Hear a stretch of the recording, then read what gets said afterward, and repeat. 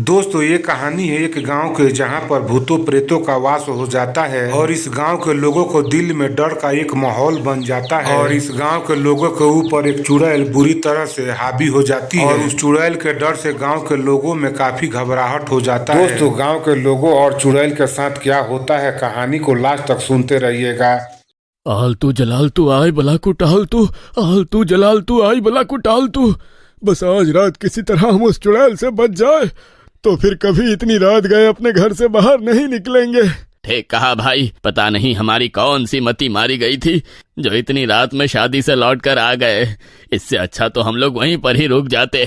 मदन और सुरेश रात के लगभग 1 बजे अपने एक दोस्त की शादी से लौट रहे थे, लेकिन उन्हें ये डर था कि कहीं उन्हें गांव में वो चुड़ैल न दिख जाए जो आजकल गांव के लोगों की उंगलियां काट रही थी। वो रात में दिखने वाले लोगों की उंगली काट कर अपने साथ ले जाती थी, जिसका खौफ गांव में बुरी तरह फैल रहा था। मदन और सुरेश भी जल्दी जल्दी अपने घर की तरफ बढ़ रहे थे कि तभी उन्हें पीछे से किसी चुड़ैल के हंसने की आवाज आती है। तुम्हें क्या लगता है कि बिना आवाज के अपने घर की तरफ जाओगे तो मेरी पकड़ में नहीं आओगे? मेरी पकड़ से तो अच्छे नहीं बच पाए तो तुम क्या चीज हो? अब तुम्हारी उंगली काट कर भी मैं अपने साथ लेकर जाऊंगी। अरे नहीं नहीं चुड़ैल बहन, हमें छोड़ दो। वैसे भी हमने तुम्हारा क्या बिगाड़ा है? दोनों चुड़ैल से बचने के लिए वहां से भागते हैं, लेकिन चुड़ैल उड़ती हुई उनके सामने आकर खड़ी हो जाती है और अपना चाकू निकालकर उन दोनों की एक एक उंगली काट कर ले जाती है। उंगली कटने की वजह से उन दोनों को इतना दर्द होता है कि उनकी चीख पूरे गांव में गूंजने लगती है।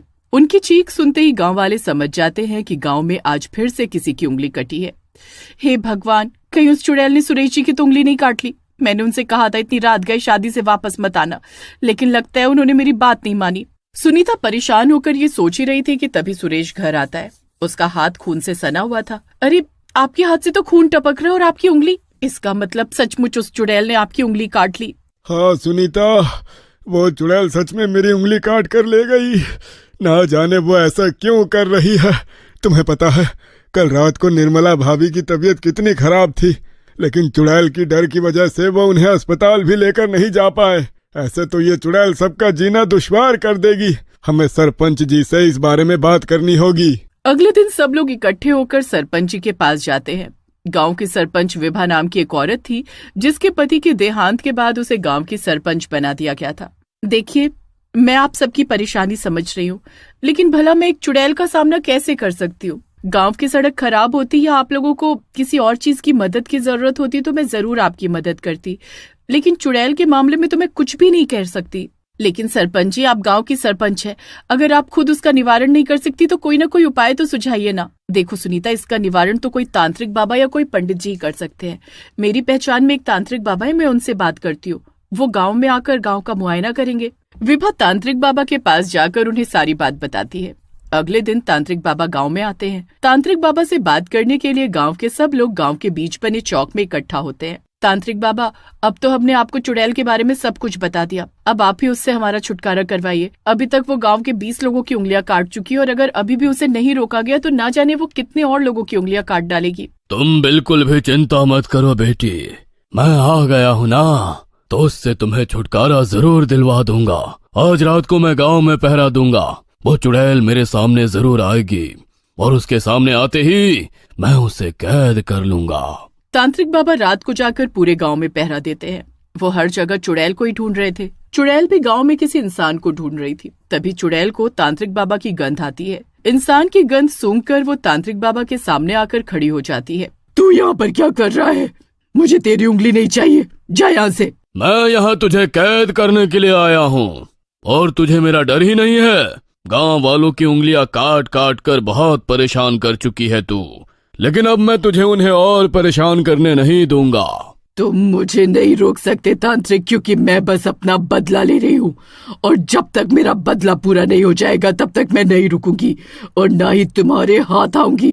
इतना बोलकर चुड़ैल जल्दी से तांत्रिक बाबा के सामने से गायब हो जाती है। तांत्रिक बाबा भी सोच में पड़ जाते हैं कि ये चुड़ैल किस बदले की बात कर रही थी। इसे भला गाँव वालों से क्या बदला लेना है। अगले दिन तांत्रिक बाबा फिर से गांव वालों से मिलते हैं। आपने कल रात चुड़ैल को पकड़ लिया ना बाबा, अब तो वो हमें परेशान नहीं करेगी ना? वो मेरी पकड़ में नहीं आई, और अब वो मेरी पकड़ में आएगी भी नहीं, क्योंकि वो अपना बदला पूरा कर रही है।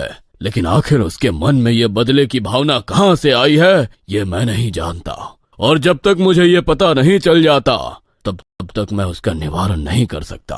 तुम लोग सच सच बताओ, कहीं तुमने तो चुड़ैल के साथ कुछ नहीं किया था? अरे आप कैसी बातें कर रहे हो बाबा? भला हम चुड़ैल के साथ कुछ बुरा कैसे कर सकते हैं? वो आपको भरमाने की कोशिश कर रही है, आप उसकी बातों में मत आइए।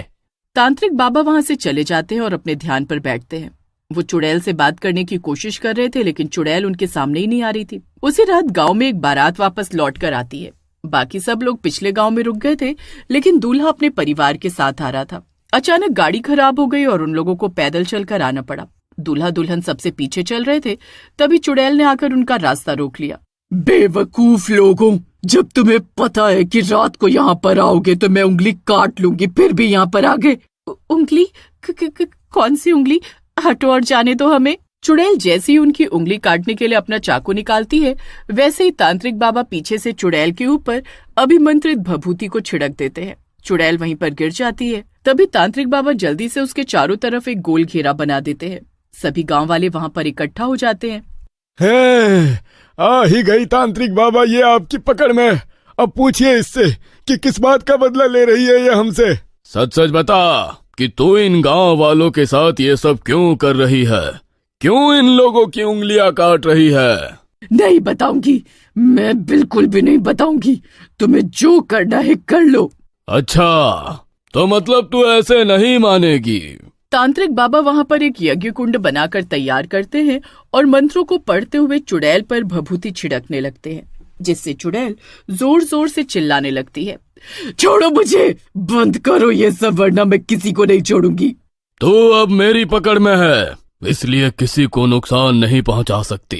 सच सच बता, तू ये सब क्यों कर रही है? वरना हमेशा के लिए तुझे कैद करके ले जाऊंगा। कैद होने की बात सुनकर चुड़ैल डर जाती है और तांत्रिक बाबा के सामने सब कुछ सच सच उगलने लगती है। ठीक है, मैं सब कुछ बताती हूँ, लेकिन मुझसे एक वादा करो कि सच जानने के बाद तुम्हें मेरी मदद करनी होगी। जब तक मुझसे वादा नहीं करोगे तब तक मैं तुम्हें कुछ नहीं बताऊंगी। ठीक है, मैं तुमसे वादा करता हूँ कि मैं तुम्हारी मदद करूंगा, लेकिन उससे किसी को कोई नुकसान नहीं पहुंचना चाहिए। ठीक है, अगर तुम मेरी मदद करोगे तो किसी को कोई नुकसान नहीं पहुंचेगा। इस गांव में जो पीपल का पेड़ है, मैं अपने भूत पति के साथ वहां पर रहती थी। एक दिन मेरा भूत पति सांप बनकर मुझे नए नए करतब करके दिखा रहा था। तभी कुछ गांव वालों ने उन्हें देखा और मार डाला। अगर मुझे उन्हें जिंदा करना है तो 100 इंसानी उंगलियों की बलि चढ़ानी होगी। इन गांव वालों की वजह से ही मेरे भूत पति की मौत हुई, तो उन्हें जिंदा करने के लिए इन्हें कीमत तो चुकानी पड़ेगी ना। देखो, मैं मानता हूँ कि तुम्हारा पति मारा गया, लेकिन इसमें गांव वालों की गलती नहीं। उन्होंने तो बस अपनी सुरक्षा के लिए ऐसा किया। इसका मतलब ये नहीं कि तुम गांव वालों के साथ ऐसा करो। तुम्हारे पति को बचाने का कुछ और भी तो रास्ता हो सकता था। नहीं, भूतों की दुनिया में और चुड़ैलों की दुनिया में ऐसा नहीं होता। मैं 100 उंगलियों की बलि देकर ही उन्हें जिंदा कर सकती हूँ। इसलिए जब तक मैं 100 लोगों की एक एक उंगली नहीं काट लेती तब तक चैन से नहीं बैठूंगी। तुम्हें ऐसा कुछ भी करने की जरूरत नहीं है। तुमने मुझसे माफी मांगी थी ना, तो मैं तुम्हारी मदद करूंगा। तुम्हें इनकी उंगलियां काटने की कोई जरूरत नहीं है। मैं अपने मंत्रों की शक्ति से तुम्हारे पति को वापस ले आऊंगा, लेकिन तुम्हें मुझसे वादा करना होगा कि फिर कभी इन लोगों को परेशान नहीं करोगी। ठीक है, मैं तुमसे वादा करती हूँ। तांत्रिक बाबा अपने मंत्रों की शक्ति से यज्ञ करते हैं और चुड़ैल के पति भूत को वापस जिंदा कर देते हैं। चुड़ैल अपने भूत पति के साथ खुशी खुशी वहां से चली जाती है और हमेशा के लिए गांव से उंगली काटने वाली चुड़ैल का दोस्तों, यहाँ से उंगली काटने वाला चुड़ैल से गांव के लोगों को छुटकारा मिल जाता है और चुड़ैल अपने पति को लेकर जंगल में सुनसान जगहों में चली जाती है।